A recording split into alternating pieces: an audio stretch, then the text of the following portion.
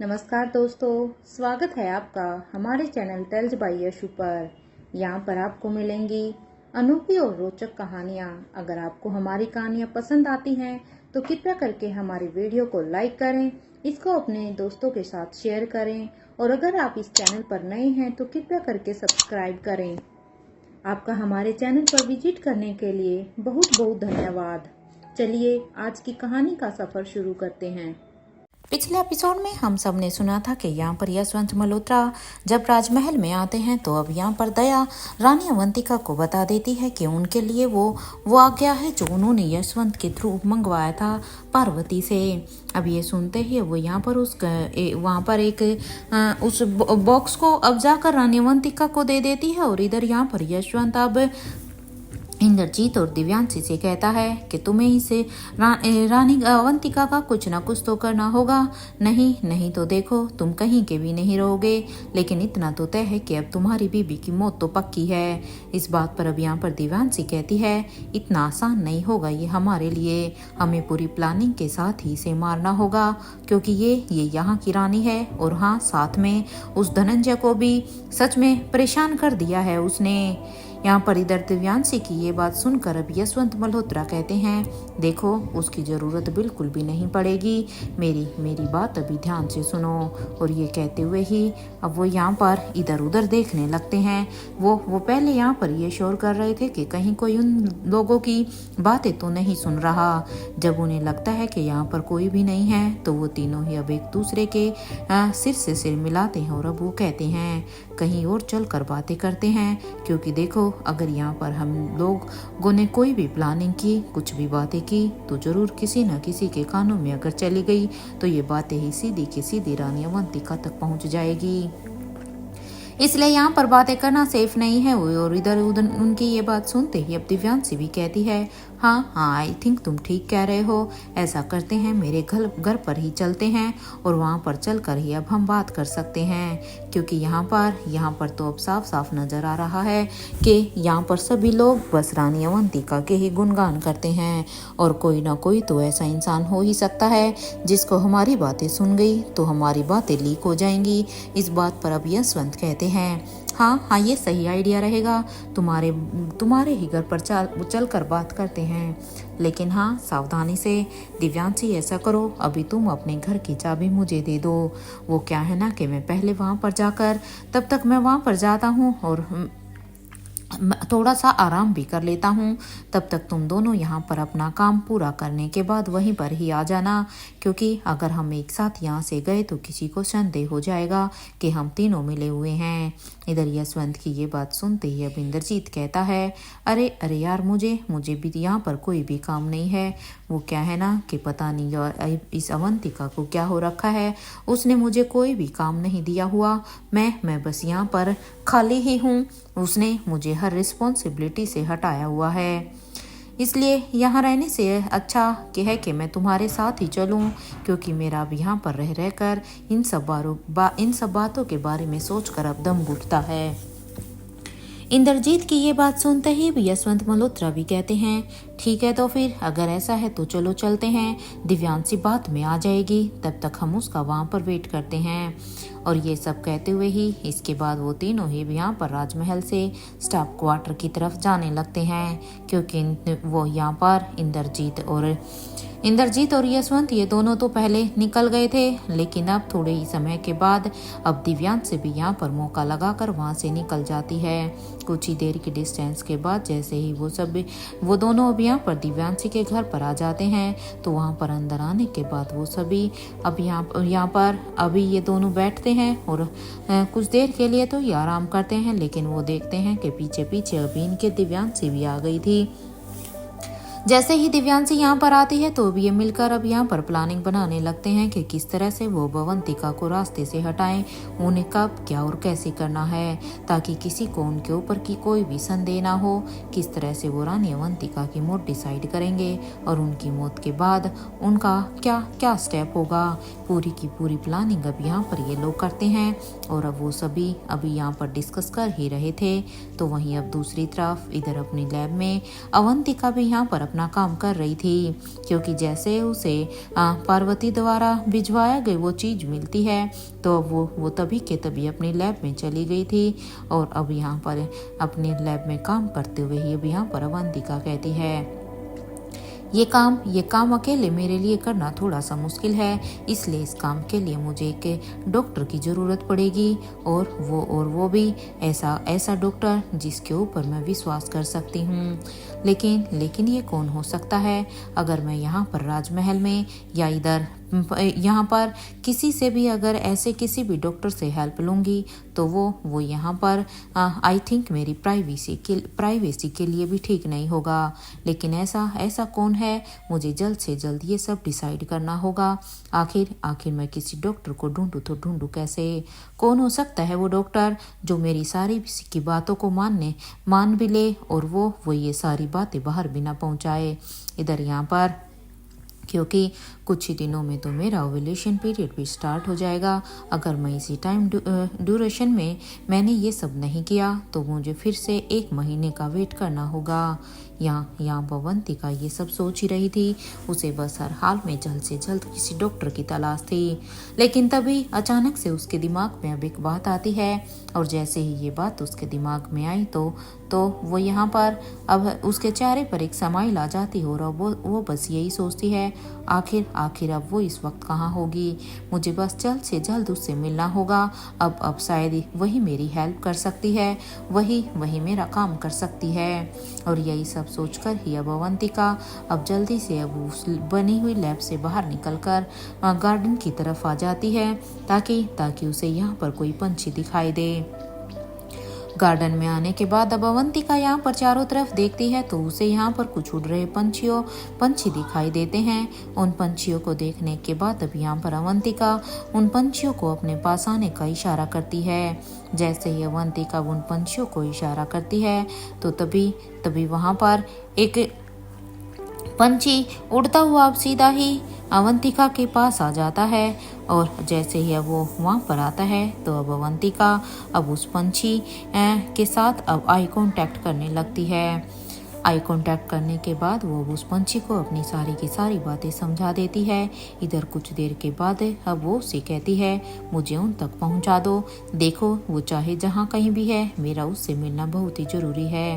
ये सुनते ही वो पंछी भी कहता है, इस वक्त तो वो मनाली में है। अब ये सुनते ही अब यहाँ पर अवंतिका ने साथ के साथ ही डिसाइड कर लिया था कि अब वो मनाली ही जाएगी, क्योंकि वो यहाँ पर ज़्यादा देर नहीं कर सकती है। उसके पास अब ज़्यादा समय भी नहीं है। वो इस काम के लिए किसी और के ऊपर भरोसा भी तो नहीं कर सकती थी, क्योंकि जो वो काम करवाना चाहती थी वो उसी के थ्रू ही करवाना चाहती थी। और ये सब सोचकर ही अब अवंतिका जल्दी से अपने लैब में चली जाती है, और अब वो अपने लैब से कुछ इम्पोर्टेंट स्टफ को लेती है और वो सीधा ही अपने सीक्रेट रास्ते से अपने स्टाफ क्वार्टर के पास आकर निकल जाती है। जैसे ही वो वहाँ पर अपने स्टाफ क्वार्टर के पास जाकर निकलती है तो वो यहाँ पर जया की गाड़ी से ही सीधा राजमहल से बाहर निकल जाती है। इधर कुछ ही देर के सफ़र के बाद अब वो यहाँ पर अपनी गाड़ी को एक लोकेशन पर रोक देती है, और अब अपनी गाड़ी से बाहर निकलकर अब वो अपने सामान को भी अपने हाथ में लेकर अब वो सीधा ही यहाँ पर एक चौपर में जाकर बैठ जाती है, क्योंकि उसे बस अब हाल में मनाली जाना था। और उस चौपर में बैठकर वो वहाँ से सीधा का सीधा मनाली के लिए निकल जाती है। किसी को यहाँ पर कानो कान भी खबर नहीं थी कि आखिर महारानी अवंतिका यहाँ पर राजमहल में है या वो भी यहाँ पर नहीं है। तो वहीं उन्हें ऐसे करता हुआ देखकर वहाँ पर अब एक आदमी देख लेता है, और वो देखकर अब एक आदमी दौड़कर अंदर जाता है, और अब वो कहता है, किंग आपका प्राइवेट चौपर, क्योंकि यहाँ पर ये चौपर जो रानी अवंतिका लेकर गई थी वो किसी और का चौपर नहीं था, बल्कि ये किंग का चौपर था। इधर उसने अभी यहाँ पर इतना ही कहा था कि तभी अभी यहाँ पर किंग को पता था कि उनका चौपर कोई और यूज ही नहीं कर सकता सिवाय रानी अवंतिका के। इसलिए भी यहाँ पर किंग कहते हैं, रिलैक्स हो जाओ, मुझे पता है कि उसे कौन लेकर गया है। ये कोई ज़्यादा चिंता का विषय नहीं है। जो उसे जो भी लेकर गया है वो यहाँ पर उसे सही सलामत फिर से खड़ा करके चला जाएगा। और वो कहाँ जा रहा है, क्या तुम्हें इस बात का पता चला? अब यह किंग की इस बात पर अब वो आदमी कहता है, मैं तो भूल ही गया था किंग, आपकी नज़र तो हर किसी पर ही होती है ना। इस बात पर अब किंग कहते हैं, हाँ सुना है कि यशवंत मल्होत्रा अभी राजमहल में आया है। देखो, अगर यशवंत मल्होत्रा यहाँ पर राजमहल में आया है तो जरूर उसका कोई ना कोई तो मकसद होगा। जरा एक बार अपने आदमियों से पता लगाओ कि उसका यहाँ आने की क्या वजह है, क्योंकि वो सच में अपनी आदतों से बाज तो नहीं आ सकता। इस बात पर अब वो आदमी कहता है, किंग हमारी नज़र उन तीनों पर ही हैं, आप बिल्कुल भी चिंता मत कीजिए, वो तीनों हमारी नज़रों से बच ही नहीं सकते हैं, चाहे वो कितनी ही चतुराई को क्यों ना कर लें। अपने आदमी की इस बात पर अब किंग कहते हैं, पता नहीं क्यों मुझे भी यहाँ पर कुछ गलत होने की आशंका हो रही है, क्योंकि ये तीनों अगर यहाँ पर आज एक साथ है, वहाँ पर दिव्यांशी के क्वार्टर में अगर एकत्रित हैं तो वो जरूर यहाँ पर कोई ना कोई तो प्लान बना ही रहे होंगे। वैसे भी इस इंद्रजीत, दिव्यांशी और यशवंत, इन तीनों से मैं अच्छी तरह से वाकिफ़ हूँ। ये कुछ अच्छा करने के लिए तो आपस में मिल ही नहीं सकते हैं। ऐसा करो, तुम एक काम करो, राजमहल से जो गांव सबसे ज़्यादा दूर है ना, उस गांव की इंद्रजीत और दिव्यांशी की ड्यूटी उन गांव में ही लगा दो, ताकि ये दोनों वहां से हमेशा, ताकि वो दोनों अपने काम के लिए राजमहल से दोनों के दोनों दूर रहे, क्योंकि ये दोनों ही राजमहल से जितना दूर रहेंगे उतना ही राजमहल और रानी अवंतिका के लिए भी अच्छा होगा, क्योंकि अब इनका दूर रहना ही अच्छा है।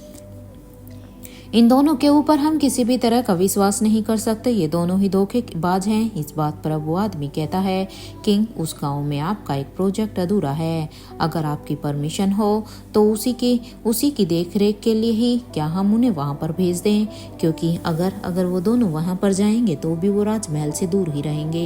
ये सुनते ही अब किंग कहते हैं, देखो ये काम मैंने तुम्हें सौंपा है, जैसा तुम्हें ठीक लगे बिल्कुल वैसा ही करो।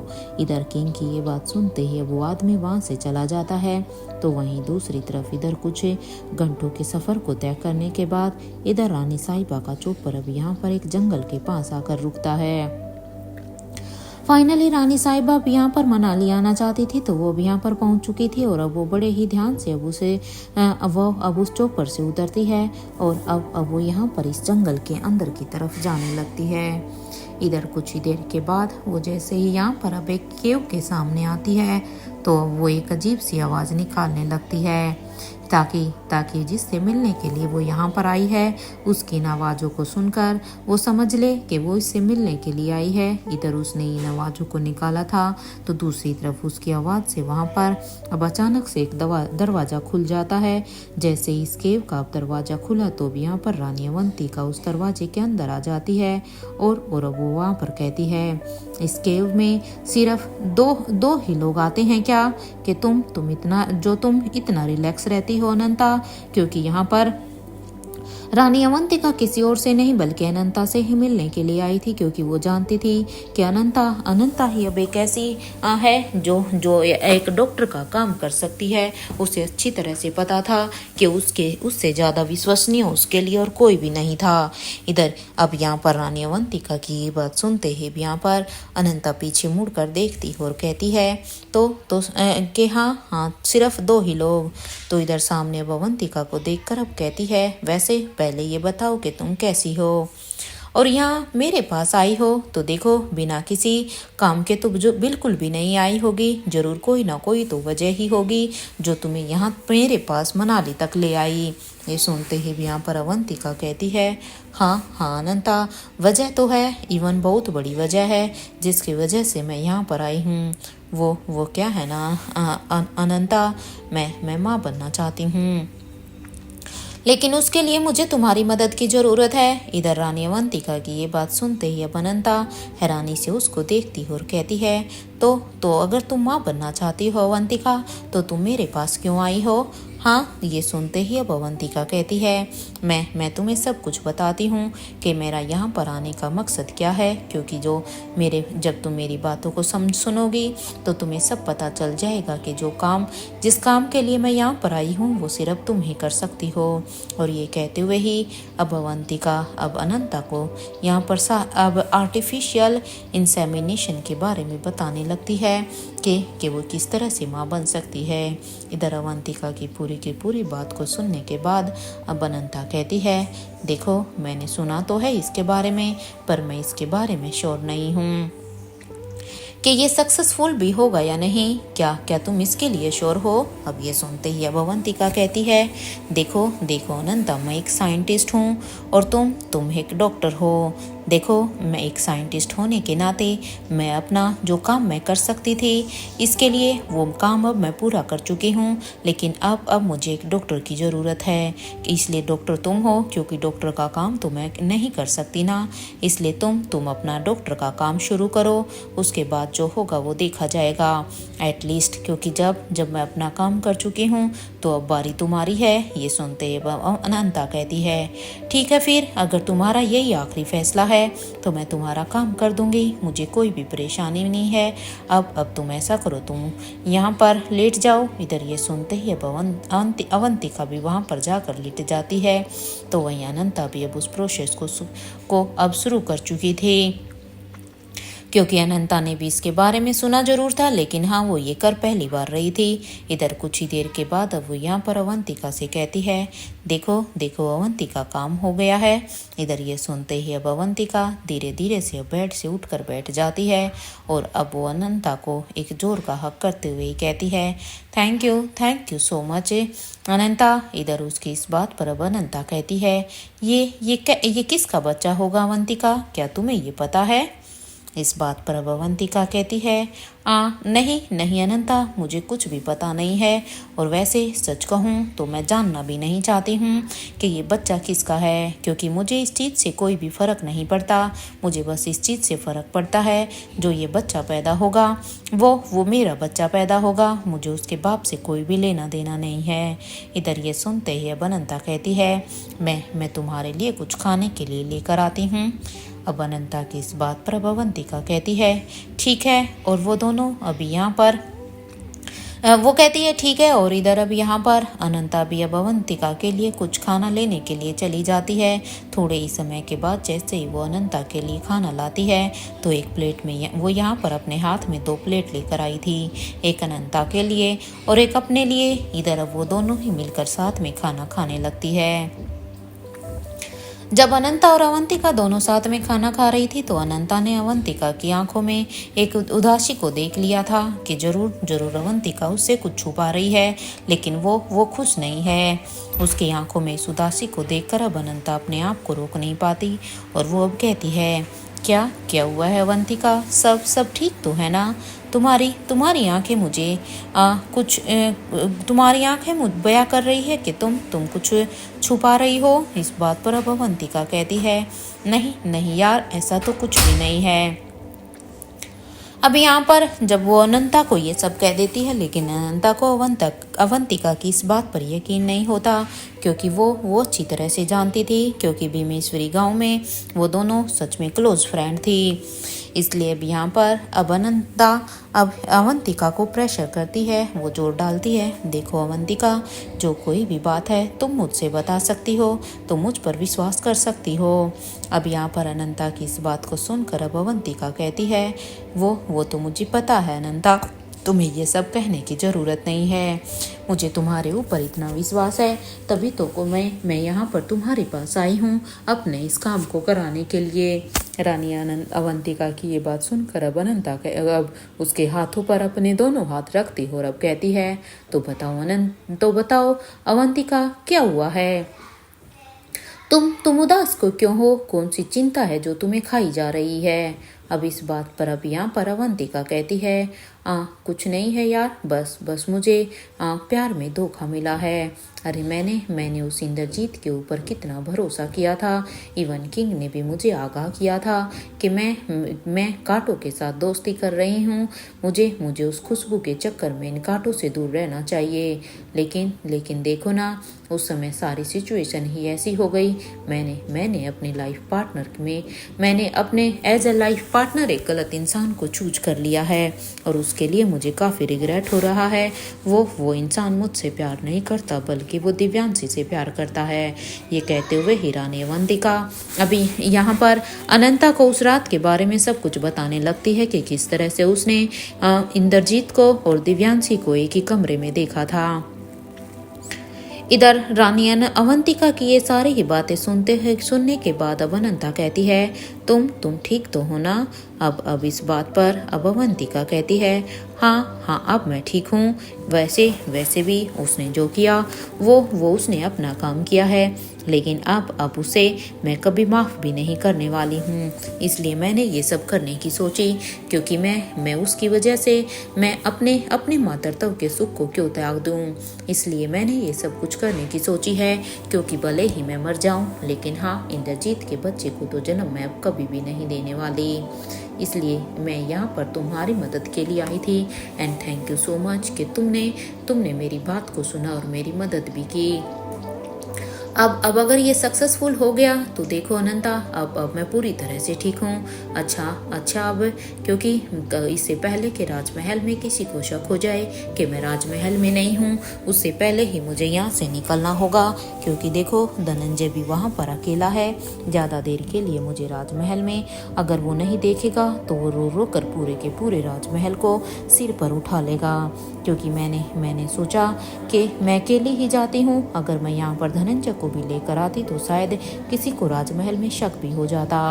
रानी अवंतिका की इस बात पर अब अनंता कहती है, ठीक है फिर तुम अभी जाओ। और हाँ देखो अवंतिका, अपना ख्याल रखना, 1-2 हफ्ते में तुम्हें इसका रिजल्ट पता चल जाएगा। लेकिन तब तक तुम अपने शरीर पर किसी भी तरह के का प्रेशर मत देना। तुम अपना रूटीन थोड़ा सा हल्का ही रखना। ये सुनते ही अवंतिका कहती है, हाँ मैं ध्यान रखूंगी। और ये कहते हुए ही वो अब यहाँ पर अनंता को से गले लगती है और वो वहाँ से जाने लगती है। जैसे ही यहाँ पर रानी अवंतिका बुस्केव से बाहर निकलती है तो इधर अनंता भी अब अपने मन में कहती है, हे महादेव, अवंतिका का ख्याल रखना।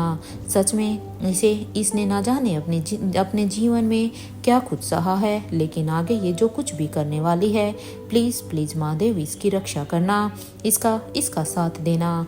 और ये कहते हुए ही इधर अनंता भी अब अपने काम में लग जाती है। इधर दूसरी तरफ राजमहल में धनंजय यहाँ पर सच में पूरे राजमहल में अपनी रानी माँ को ही ढूंढ रहा था, क्योंकि वो उसे यहाँ पर अपनी रानी माँ काफ़ी समय से कहीं पर भी दिखाई नहीं दे रही थी। जब उसे अवंतिका कहीं भी दिखाई नहीं देती तो वो सच में अब जोर जोर से रोने लगता है। इधर धनंजय को इस तरह से रोता हुआ देखकर यहाँ पर सारे के सारे सर्वेंट अब उन्हें समझाने की कोशिश कर रहे थे, लेकिन यहाँ पर धनंजय थे कि उनका रोना बंद ही नहीं हो रहा था। वो बस हर जगह अपनी रानी माँ को ही तलाश रहे थे। वो यहाँ पर सभी सर्वेंट्स को भी कह रहे थे, मेरी रानी माँ कहाँ है? मेरी रानी माँ को बुला कर लाओ, मुझे मेरी रानी माँ के पास जाना है। इधर सर्वेंट्स उसे समझाने की हर कोशिश कर रहे थे, लेकिन वो उनकी एक भी बातों को सुनने के लिए तैयार नहीं होता। और अब वो कहते हैं कि मुझे नहीं पता, हमारी रानी माँ को यहाँ पर अभी लेकर आओ, मुझे इन आंटी की कंप्लेंट करनी है। इधर धनंजय के मुंह से ये सुनते ही अब जया उनसे कहती है कि किसकी कंप्लेंट करनी है धनंजय आपको? ये सुनते ही अब धनंजय अब सीधा का सीधा दिव्यांशी की तरफ अब अपनी उंगली को कर देते हैं, क्योंकि सच में दिव्यांशी ने धनंजय को यहाँ पर परेशान कर दिया था।